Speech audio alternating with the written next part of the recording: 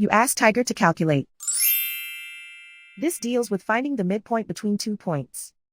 The midpoint between the 2 points is 31.585. Let's solve it step by step. Plot the 2 points and calculate the midpoint using the formula. The coordinates of point 1 are x1 equals -24, y1 equals 93. The coordinates of point 2 are x2 equals 87, y2 equals 77.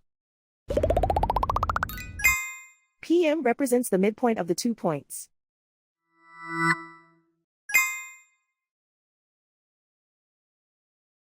Use the x values in the midpoint formula to find the midpoints x. x1 equals -24. x2 equals 87.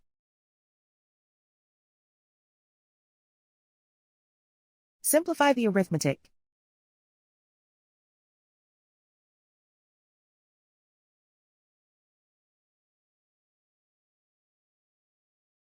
Use the y values in the midpoint formula to find the midpoints y. y1 equals 93.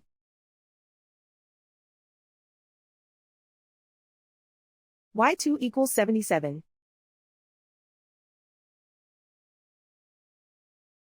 Simplify the arithmetic.